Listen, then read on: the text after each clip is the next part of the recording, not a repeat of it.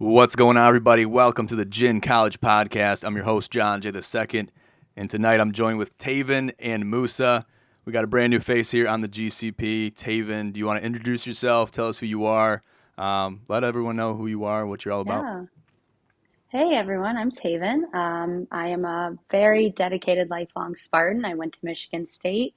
My friends call me Tay. I probably will have some of the hottest and the worst takes you've probably ever heard, but that just comes from my pure bias of Michigan State over everyone. Fun fact about me, every year for the NCAA March Madness tournament, I pick Michigan State to win, go all the way. It's just what I do. Love it. Love it. You may have noticed John couldn't handle being the only Michigan State person on this podcast, so he didn't like being thrown in the Sharks. So I'm right now being thrown in with the Sharks today to talk about my one and only Wolverines. Okay, listen, real quick. I'm not saying I don't like being thrown to the Sharks. I love it. I welcome it. I love the controversy. I love the fierceness. I needed some more ammunition. I need more troops on my side. Okay, we're rushing into the depths of Armageddon here. I'm gonna need all the ammunition I can get, especially given the state of Spartan football where we're at right now. Yeah. And especially what we're up against. This guy right here, with the Jumpman jersey on. We're up against a big. We have a tall task in front of us. So. Taven, it's great to have you. Thank you so much for joining us, Yeah, and welcome. we're Thank happy you. to have you here. Cool. So let's jump Hey, into some recaps. We got some recaps here. We're talking about the Pac-12 championship first. We're going to go through all the championship games, and then hopefully at the end we're going to get to some CFP projections with round one and round two of the first round of the CFP, and eventually maybe make some championship projections as well with what we have to deal with. So let's start with the Pac-12. Utah over USC, 47-24. Big win for the Utes. They pulled away. They got the job done. They made Caleb Williams really look like a little girl out there, I would say. And he had a hamstring injury, which he was playing through. He was dealing with it. He was still making plays, still making passes down the field. But it was just not enough, and they didn't score enough points. I think this was the revenge game that they needed to win, and Utah was their only loss during the regular season. I guess, Taven, let me ask you this. Did we expect to see this happen in the Pac-12 championship? Did we expect this type of differential, or was no, this a surprise? I really didn't. I was really surprised. I thought it was going to be a lot closer. I thought USC was really putting on a good Big Ten showing, really providing them in the top five. You're looking at me like I'm crazy. It's because, USC's coming to the Big Ten. I got to, support the Big Ten. It was really embarrassing. I thought it was going to be closer. They're so highly ranked. Utah kind of snuck in there. I was really shocked. Yeah, they were the only loss of the season, but there's a lot of times you lose to someone the first time, you can come back the second time. Yeah, exactly. Well said. I was kind of amazed too. I thought it was going to be a closer game, especially with the revenge mentality and things like that. And Lincoln Riley and the entire regime from moving from Oklahoma, taking Caleb Williams with him, and going over to the West Coast in USC, and then fighting into the fourth spot. Obviously, have a ton on the line in this game, and they just didn't show up. I guess Musa, what do you have to say about this game? Anything? I mean, you come into the game wearing "fuck Utah," some of these players, and you nearly get Utah put 23 points in the fourth. That's in the USC had 24 points the whole game. It's embarrassing. Hamstring injury or not, I don't think they would have won this game. And it's like the revenge game. We saw it last year where Georgia lost to Bama in the regular season, but then they beat them for the title. So it definitely was possible for them to win. I don't think it would have been this big of a blowout. It was shocking. It was an embarrassment for I USC. love how you brought up his manicure because I His thought that was manicure. hilarious.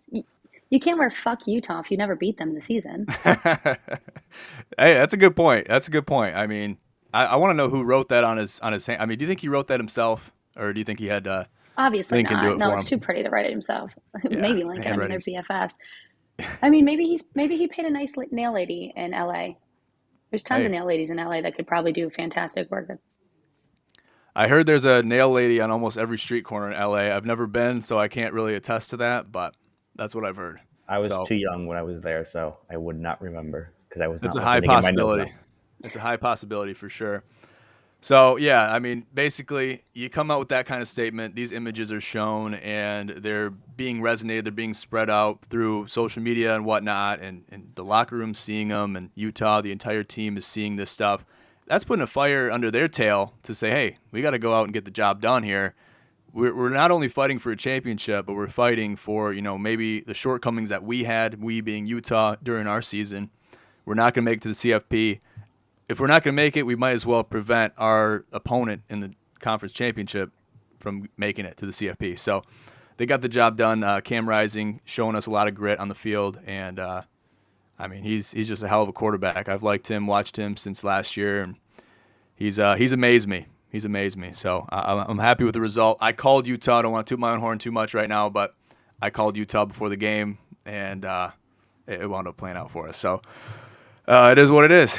Moving on, let's talk about the Big 12 championship, Kansas State against TCU. Another upset that I called on my private story. Not a private story. Feel free to join it. I'll send you the invite. It's called Lock City. So I called Kansas State. I think I gave them the points. I think it was 2.5 or 1.5, something like that. It was a tight spread. They weren't favoring TCU and the Horned Frogs too much. Comes down to a field goal, an OT, heartbreaker, and Max Duggan gets to the 1-yard line. They go to the reviewing board and say, hey, was this a touchdown? Was he in? They looked at it for a long time. He wasn't in, and they wound up making a goal line stand. Kansas State did, and it was a hell of a goal line stand. They come back in OT, scoring the field goal, and win the game. Taven, let me ask you this. How do you feel about the result of this game, and do you think it was the right result? I like TCU. I like the fact that they did the little Horned Frogs, and that's why I was really rooting for them this game. I think that Max Duggan deserves someone who's going to back him up, because that poor boy was getting lit up. Every minute of that game, he was getting tore up. He was. I don't think TCU should have lost for losing the Big 10 or Big 12. I don't think they should have been punished because they had a great season. But against Kansas, that's where I kind of throw, come on, Kansas State, what are you doing? Why are you like this? But the fact that TCU fell so far behind, had to come back from 11 points and then lose it in overtime, that's a ball buster. You have no momentum going to the CFP. Yeah, that's true. It's a heartbreaker for TCU, Max Duggan, and everybody in the TCU camp. It's tough, but I think they got bailed out to a certain degree. The CFP they gave them some slack. They had a soft spot for TCU and the Horned Frogs. They've seen how far they came from not being a very prominent team in the conversation, especially the college football playoff conversation, for a long time, to making it this far and then losing the championship game. They cut them some slack and let them in at the 4th spot. So there's some. Did they make the 3? I think they stayed at the 3, and OSU came in at the 4. Yep, that's right. So to see that happen, I think, and especially to see Alabama not make it, and we'll talk about this more here in a little bit when we talk about the CFP and why the committee decided what they decided. But it was impressive to see that they showed that soft spot, even them losing that game with that much on the line. And it's a championship. It's a championship game. And yes, it is their only loss. But I talk to Cody about this all the time. It's when you lose the games that you got to take that into account too. You can't really lose games, or you don't think you could lose games in this type of environment with the stakes being so high, and still expect to make it into the CFP in the top 4 at the end of the conversation. But they somehow did. So hopefully they can redeem themselves. They got a big game against the Maize and Blue coming up here towards the end of the month. So that's going to be a hell of a game. We're going to talk about that one here in a little bit too. Moving on, let's talk about the SEC championship, LSU and Georgia. This is kind of not really worthy of conversation, but the Bulldogs, they just continue to do what they do in being a very dominant team. Stetson Bennett, can't say enough about the guy. Good stuff, and he is looking like the front runner for the Heisman right now. So, Taven, how do you feel about Stetson Bennett and the entire Georgia Bulldogs team and their ability to have a possible repeat at the championship? Well, I want to preface this. One of my best friends went to Georgia. She's from Georgia, so I know a little bit more about Georgia football. Stetson Bennett has a name that just belongs on a trophy. Like, that's something you see in a school. Stetson Bennett on a trophy on a banner. You're like, this man belongs here. That's a trophy-winning name. The fact that Georgia's out here just bullying people at this point, they should honestly just replace Georgia with the Lions, and maybe they'd have a fair shot in the NFL. I think Georgia is stupid good. I think Georgia is going to take it all. I really think they're going to repeat it. I think it's great that they beat that man down from, Louisiana, his Southern charm. I think it was great. And I like the fact that also at Georgia during kickoffs, you get to bark at people. Because I don't know if you know this, but every time they kick off, you get to go dogs, and then you just bark. Like people are doing it at the bar, they're doing it at the game. You see these beautiful Southern belles doing it, and I think that's the environment everyone should have. So I'm taking Georgia all the way, no questions. Wow, I mean, you look at, I mean, that was impressive. That explanation right there, with the Southern bells and all, that was good stuff. And the barking, I mean, that's a mentality, that's a culture that they've bred down there in Georgia, and that they've really taken a liking to, and they have a reason to be barking at other teams because they really stand alone when it comes to the teams that they're playing. They're making it look like they're playing in a completely different league than everybody else that they're playing. In some of Yeah, these games, you see it's them that they're it's close. ridiculous. Yeah, and it's just like sometimes you wonder, can anybody stop these guys? And we haven't seen it happen this season yet. Barely saw it last season, and it could be a repeat. You never know. You got a lot of the same players. You got Stetson Bennett under center, and Kirby Smart is he's going crazy on the sidelines, and he's animated just like he always is. He's on Twitter tweeting "Go Dogs," and he's feeling it. He's feeling the environment. He's feeling the situation. So they're gonna be tough to beat. They're gonna be tough to beat. They absolutely annihilated I mean, it's LSU. granted, it's Yeah, warranted. 100%, 100%. It's deserving for sure. Musa, you got any 2 cents on this? Well, first of all, I'll take my knee biting Lions any day. Uh So oh. Hey, I just love gonna the put that. Lions. I'm just saying that Georgia is playing at such a level that it's NFL level. You want to look at fine. Well, we can replace them with the Broncos, except for the Broncos wouldn't stand a minute in the SEC. So you can't just sit here and say I'm dogging on the Lions. I love the Lions. I love the kneecap tour. I love what they're doing. But when you look at the facts and you look at the team, that you're having a team that had damn near perfect season last year, won a natty, and they're coming back to do the same damn thing. And the Lions, I just use the Lions as an example. As a Detroit born and proud girl, I love them. But you have to look at the facts here. Georgia's out here annihilating people, and you haters are going to bring up Georgia Tech. But every dog has its moment, and they still came out on top. So the fact that they can just beat anyone and everyone, shit, just have Georgia start playing in every division. Create a Georgia's division. Have them play against any team they want. I'm still taking Georgia. I can't argue with that, but they did allow 30 points to LSU. I think Michigan will take advantage of that. So if they really do want to beat Michigan this year, they need to step up on defense. That's where my issue is Why with would Georgia. Michigan take advantage of that when they didn't do very well against Illinois and they didn't show out against Purdue until the second half? I'm thinking if you're really going to think that Michigan's going to beat TCU, that's a different conversation we can have. I don't think that no matter who Georgia plays, it's going to be a contest. It could be tight, but Georgia is just better. Georgia has fundamentally a deeper line. They have a deeper program. And just right now, it's Georgia's time to be Georgia. Like when you look back at this time and they're going to go back to back, most likely, you can't tell me that you thought anyone else had a chance. Yeah, they gave 30 to LSU, but they could give 30 to whoever if you're scoring 50, 60 points. Doesn't matter what the other team had.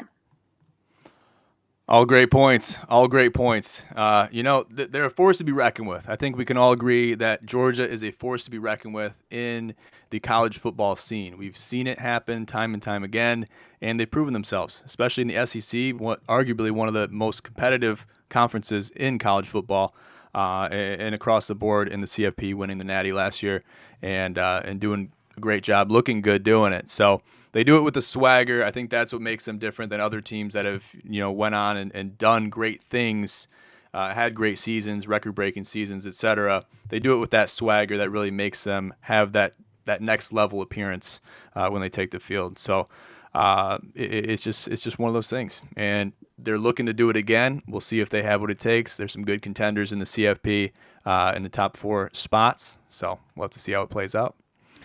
Moving on to the ACC Championship, Clemson wiping the floor with UNC and the Tar Heels.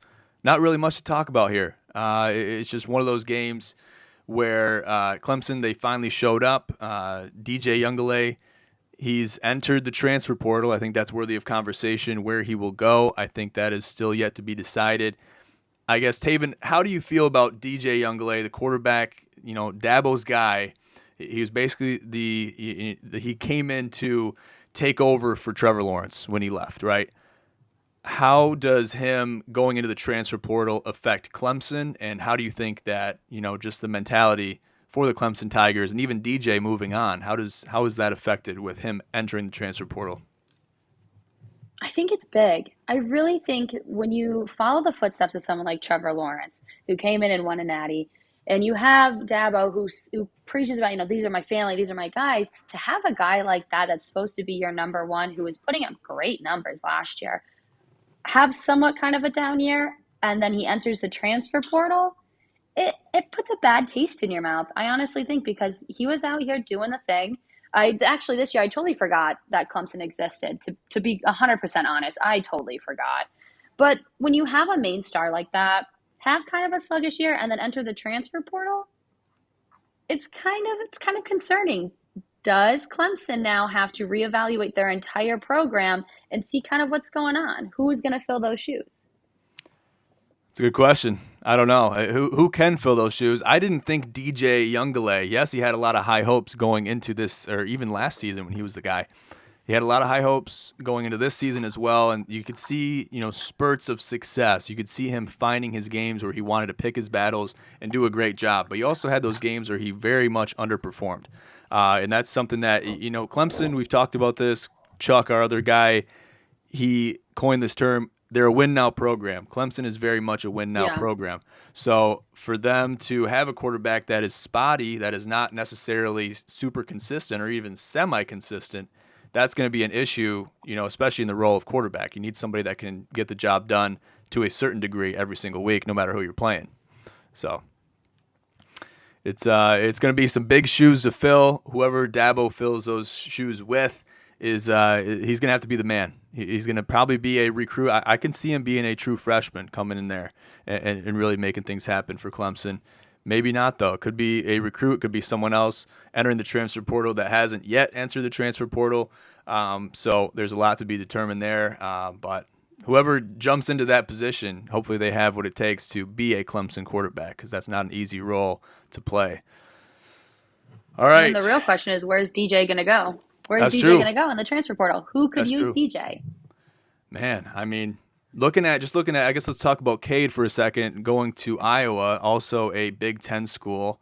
I mean, does DJ stay in the ACC? Does he go across the country? Does he go to the SEC? I think he'll be blessed to find a team in the SEC.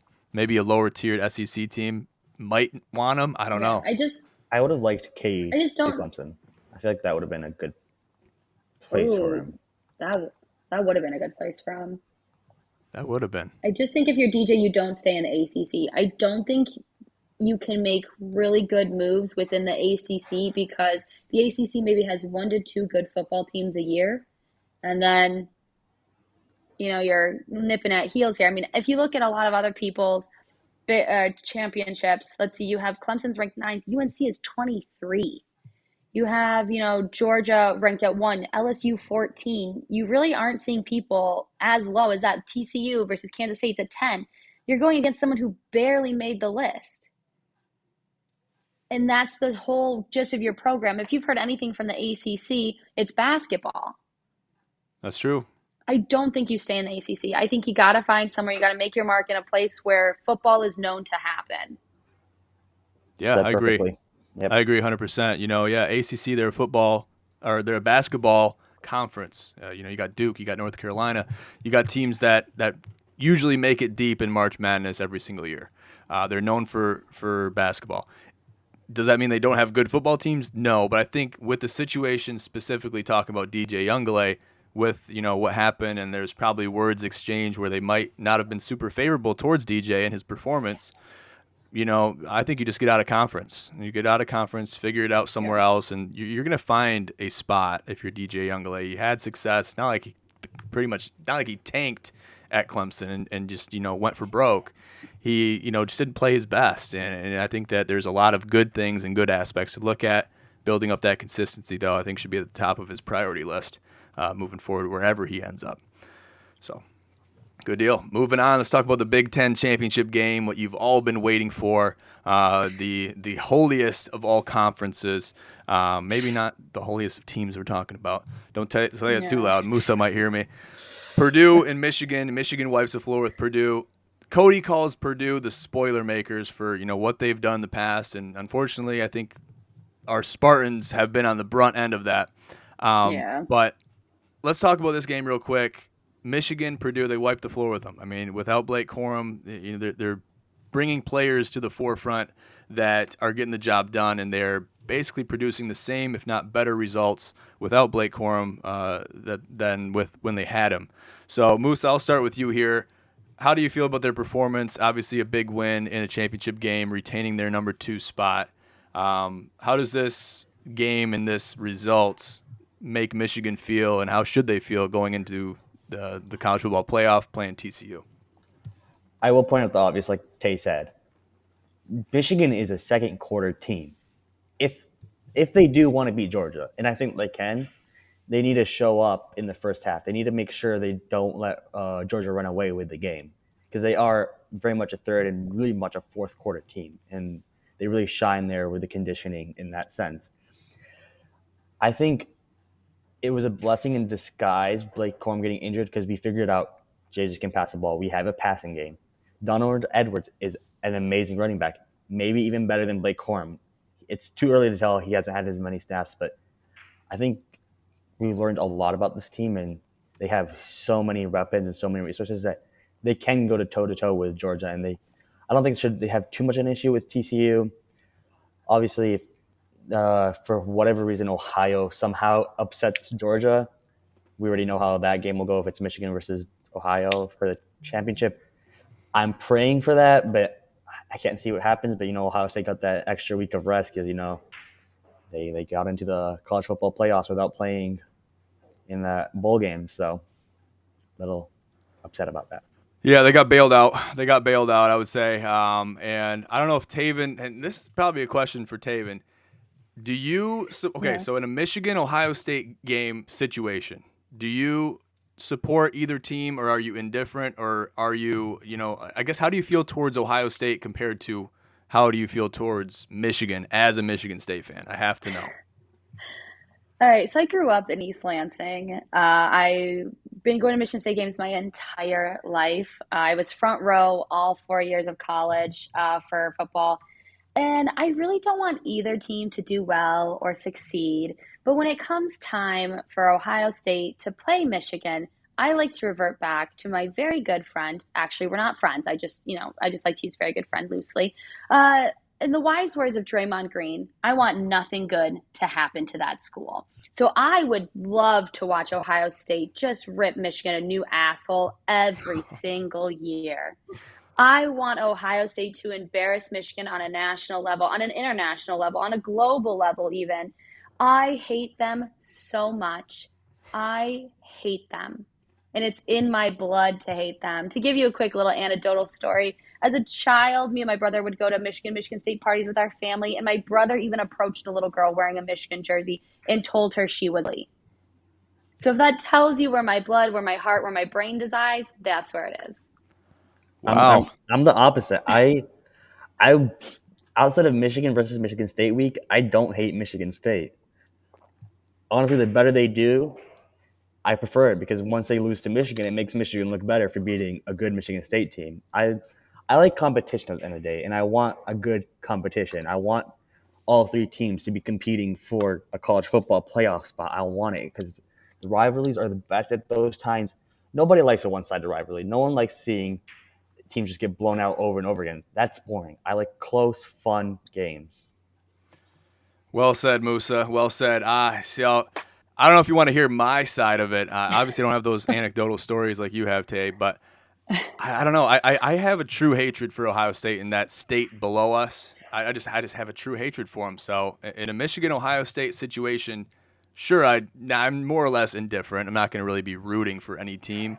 But I just have the true hatred for Ohio State. I don't know why it is, but I think that there's something to be said about the rivalry between Michigan State and Ohio State. There's a rivalry there, and there is a hatred between those two schools. Yeah, Looking it's at definitely Michigan, newer. yeah, it is. Is It doesn't run as deep as the Michigan Ohio State one, obviously, but it's still there. It's still there. I believe it.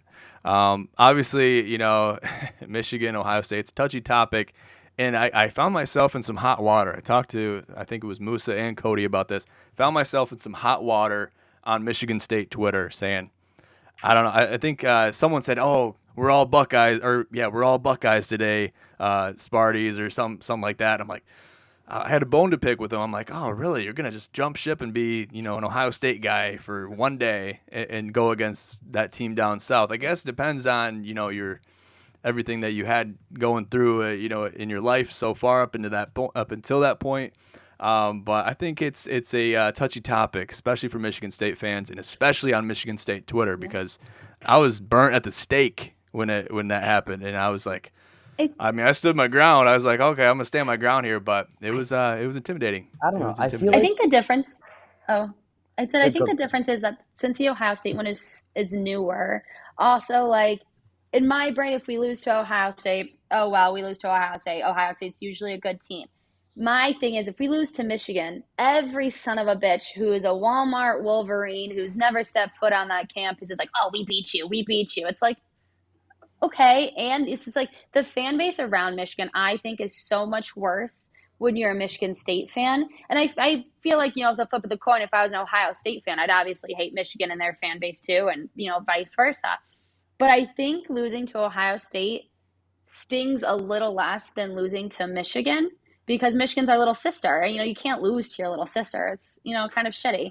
But for Ohio State, I think also when you go back to the fun rivalry, I think it was up until my junior year of college, the points scored against Michigan State from Ohio State and points scored by Michigan State to Ohio State was a dead tie. Because I think from most of the time I was in high school to college, it flipped back and forth. It literally went almost every other year. Ohio State won, then Michigan State won. We were that true neck and neck rivalry, which was really, really fun. But for Michigan, it stings, it hurts, and it feels like a bitch, and I hate it. I can Okay, definitely see that point of view. I can see that point of view and resonate with that. So that makes a lot of sense when you put it in that way, especially because we're a lot closer geographically to more Michigan fans. And same goes for Michigan fans towards Michigan State fans. Geographically speaking, chances are you have people in your town that are on both sides of, whatever side you tend to yeah. lie on. But that is just the reality of the situation, and you got to I deal with think the people around you. I think it goes deeper than football, in my opinion. I feel like Yeah. Michigan, just in general, like Michigan as a state is against Ohio as a state, and that's kind of where I stand. And it's quite frankly the opposite with I think Michigan fans. We can lose to Michigan State, and if we beat Ohio State, that's all we care about. We could lose every game. We could go 1-9 as long as we beat Ohio State. Our season's redeemed, and that's I think just how deep the rivalry is between Michigan and Ohio State. And for that reason, I guess we don't care about beating little bro as much. Uh-oh. Shots are fired. Shots have been fired in the chat. Better move on quickly.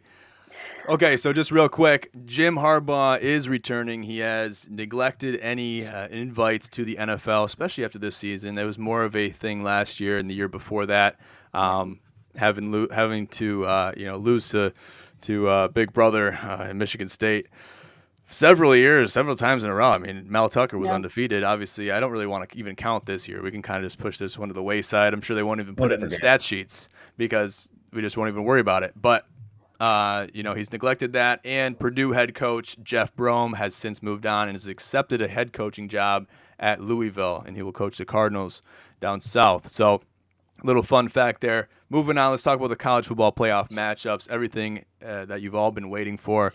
The Gin Pros, playoff rankings, all that is done now. Everything is set in stone, regardless of what objective or subjective opinions that you have. They are out the window. So, you guys won't be seeing any more of that. But let's talk about the top four teams. Who do we have to deal with right now? And obviously it's Ohio State, TCU, Michigan, and can anyone finish it for me? Go Dogs. Go Dogs! Be barking when they kick that ball. But I mean, does anybody outside of Georgia, and I'll start with Taven, and we kind of hinted towards this earlier. Does anybody have a chance other than Georgia as it stands currently? I really don't think so. I think Georgia is so strong. If I was gonna pick someone, I think it's gonna be TCU. Their newer coach, I think, does a lot of tricky things. He's really smart. I think newer coaches bring a lot more to the table. I really also think that TCU can kind of bounce back from this, and I really think that if anyone's going to give Georgia a run for the money, it's going to be TCU. Good They need point, to get there Musa. What do you think? first. What do you think, Musa? TCU has to get through Michigan first, is what I think. And I mean, like you said earlier, they lost all momentum going into the college football playoffs, taking your first loss of the year, then coming up against a really, really good Michigan team.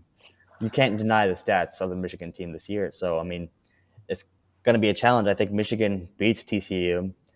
And honestly, if Michigan can hold can hold Georgia in the first half, they have a solid chance beating them. If Georgia runs away with it in the first half, then I think it's going to go to Georgia. It's I really I don't understand your inflation for the Michigan football team because you guys almost lost to Illinois. You guys almost you hold on, where is it at? To Purdue, they held you so close. Illinois, Purdue, they held you so close. Those are Big Ten West schools. Also, you played three of probably the top five worst teams in college football right now. Straight off the back, I understand playing a powder puff game, but you played three and you forced a school to board their planes and come to play at your stadium. You guys threw a fit about that. I think, and you played Nebraska and you guys were acting like that was the biggest game of the year. I just think that right now the Big Ten isn't as strong as what it used to be. And you're out here gloating about beating Big Ten West schools and Powder Puff schools. Yeah, you guys have a perfect record, but you played arguably six terrible teams. So half of your stats, I think, are loaded. I do think that Michigan was a good win for you that really projected you, but I don't think Michigan has it in them to beat TCU. You guys have really gotten into the problem recently of getting buried in the first half, and then you're lucky enough you haven't played anyone who's hungry to score as much as Georgia is. Georgia is going to pound the shit out of you guys. And here's my thing, you beat Ohio State. Yeah, that's probably really one of your only credible wins this season. Everyone else, I don't think was that impressive. And if you want to say TCU, yeah, they had a shit game and they maybe lost some momentum. But if you're going against a team who has to pick it up in the second half, you're going to come out strong in the first half and just pray to God you can hold on to the second. But why are you banking on coming out of halftime and being like, we're a brand new team, we're going to about to win a natty? You can't play a second half team and expect to win. who has TCU played this year? They played nobody. Ohio State was supposed to be unstoppable this year. We made them look like a nobody team. They watching Michigan games, it's just been so dominant. Like they are dominating on the field. They are making the plays. They need to make the plays. So I guess as someone who's a Michigan State fan probably hasn't watched many Michigan games, so they really haven't seen what this team has been doing and what this team can do. I'd rather gouge my eyes out. Oh man, a lot of love in the pod tonight, and we love it. We love the controversy. We love the opposing views. It's all great. The people love it. We love it, and it's all good fun. We all love each other, so it's all great. It's going to be interesting to see. Can anybody? Question. I'll ask myself this: can anybody amount to Georgia? I think they're going to really have to pull a rabbit out of their hat if they want to contend with Georgia. Does Ohio State beat Georgia? I don't think they do. I think a lot of Michigan fans and a lot of people, college football fans, I guess just to talk broadly, would love to see another Ohio State Michigan game in the final, the college football playoff final, just for the aura Hopefully of it, more. just for the the glam of it. I think that's a big something people are hoping for. I think it's wishful thinking. I don't think we will see that. I think it's probably in the 10 to 15 percentile of possibilities. But it doesn't mean I'm saying there's a chance. I'm saying there's a chance. So it could happen. Don't hang your hat on it. But I mean, it's looking like Georgia, man. It's looking like Georgia. It's looking like Georgia because they're playing dominant football, and you can't really stop them. Can't. They're playing in a league of their own. I think if you want to make a bet, Michigan wouldn't be a horrible bet to get a nice payout on. I think if you're That's willing to true. risk some money, Georgia's Yeah. definitely the favorite here, but I wouldn't. I feel like if you really want to make a kind of a more risky bet, a higher payout bet, it wouldn't be completely stupid to not bet on Michigan. Definitely, Yeah, I mean, you definitely. could hedge your bet for sure. And I just want to note that Georgia is playing in Atlanta for the bowl game. So it's practically a home game. I also want to talk to how I think it's BS that there's two schools from the same division playing, where you potentially do get that chance of a rivalry. I do think that's kind of BS. Um, I think you could put money on Michigan. I think there could be some payout there, but I don't think Michigan just has it in them to come out strong and stay strong. Because we've seen if they start strong, they kind of fizzle, but they're able to hold it.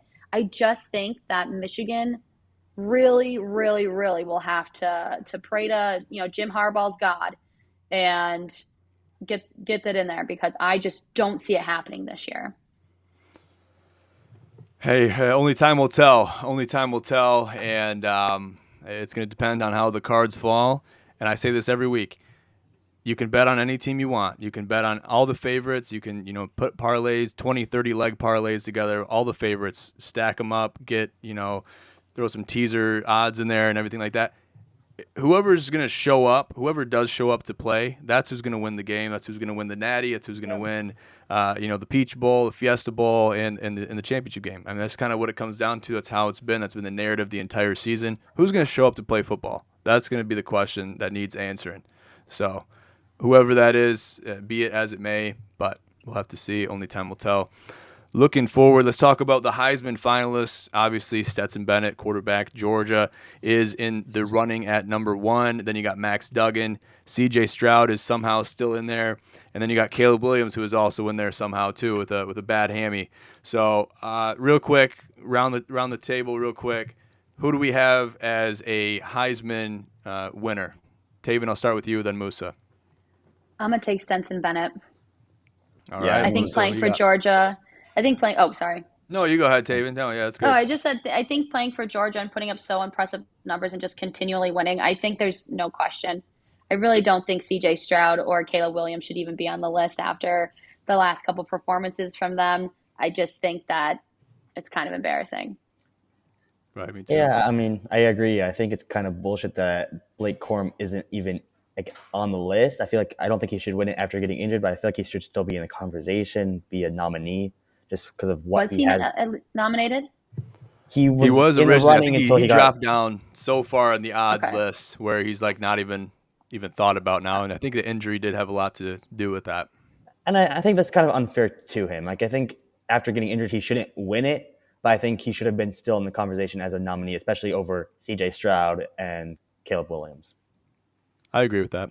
Yeah, I mean, Yeah. he got a lot done for Michigan, got him to wherever they got to the point where he got injured, and he should receive some accolades for that, at least as a nominee. And to see him not even in the conversation, to see people like C.J. Stroud and Caleb Williams above him, I guess it kind of makes sense because they're still active. But if that's the only reason, then I don't think that is really necessarily good enough, in my opinion. So it's unfortunate, but you got to roll with the punches. Maybe Donovan Edwards should be in the conversation over Blake Corum because I mean, he's your rising star right there. he might be Yeah. better than Blake Corum, and Hey, that's you said it, that not says me. something. That You said says it. something. That's true. All right. Last thing, too, we got the coaching carousel highlighted by Deion Sanders moving to Colorado. How does this affect Colorado? Does this make them any worse of a team than they are right now? Colorado seems like it's a place where coaches go to throw their careers away. I don't know if I'm talking out of turn there. Taven, what do you think about this move by Deion Sanders going to Colorado? Do you I think think he it's can bring them bold. hope? I don't know. I think it's bold because Colorado's so far in the dumps that I don't know if they are even able to be revived. Also, there's some drama going on out there because Dion's bringing his son, and his son's a quarterback, That's and it's true. really pushing their tide and true. So, how does it feel when you have a guy that's your guy? I feel like you make better teammates when you're losing because those are the kind of people you really got to rally around. And then you get this new coach who also talked about how he wanted to bring HBCUs football to the lights, and yet he jumped ship after I think it was like 2 years. And then you get this new coach, he brings his son, and guess what? Your quarterback's now benched because your coach over here is bringing his son. How shitty does that put football, the taste of that, into your mouth? Your team is now being disheveled. I Yeah, mean, exactly. Go ahead, Musa. he's bringing his son, but if they truly had a better quarterback than his son, then then you'd be talking about, well, he's taking his son over here. His son's starting over a better quarterback. I think his son is better than their current quarterback, and that's the reason for it. Yeah, it might put some bad taste in some people's mouth, but I don't think it's as big as a deal when you don't have a set in stone great QB. And it is a bold move. I think he wants to show himself as a coach. He can rebuild this team. He can bring it up from the dumps, and if he does that, it'll be a huge accolade for him. And I think just him being Deion Sanders, he'll bring quite a bit of recruits towards Colorado. And I think if someone's going to do it, it's going to be him.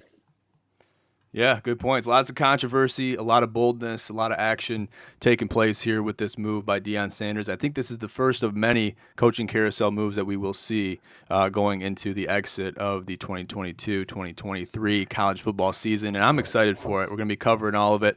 We also got bowl season coming up and the transfer portal stuff, which is only just begun. So we're looking forward to all of that, but this is the end of the show. I want to thank everybody for joining us tonight. Taven, I'll start with you, and then Musa, final thoughts, final words for the people out there. Oh, thanks for having me on your podcast. I thought this was so fun. I was actually really, really nervous.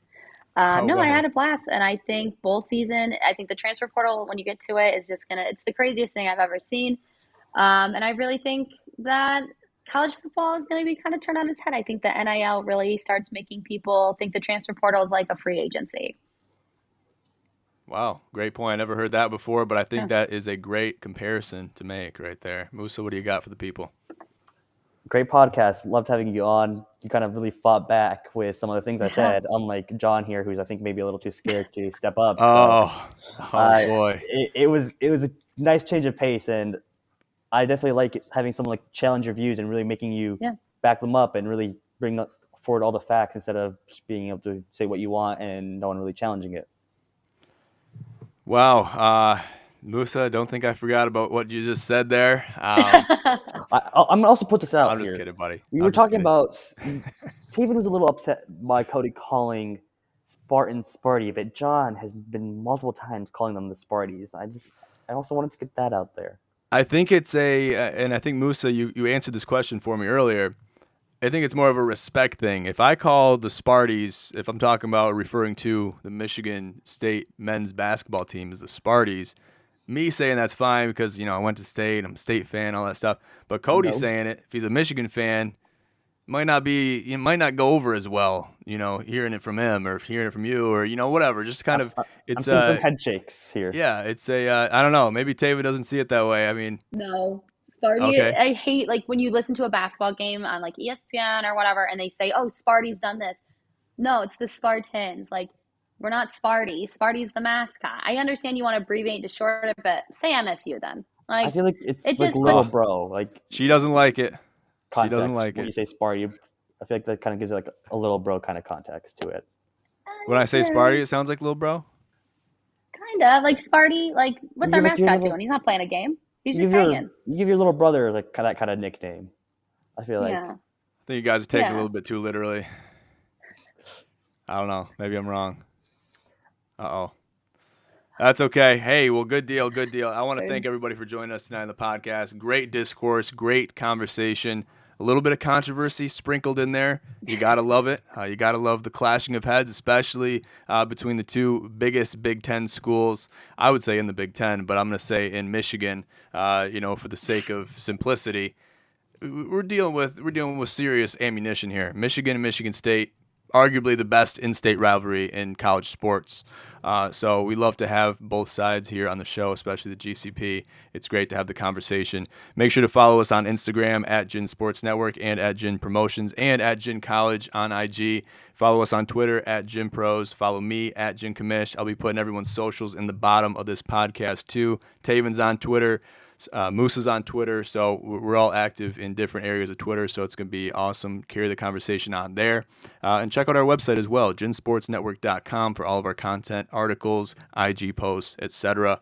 And we'll look forward to seeing you guys. But until then, thank you so much. I'm John J. II here with Taven and Musa for the Gin College Podcast. Have a great night.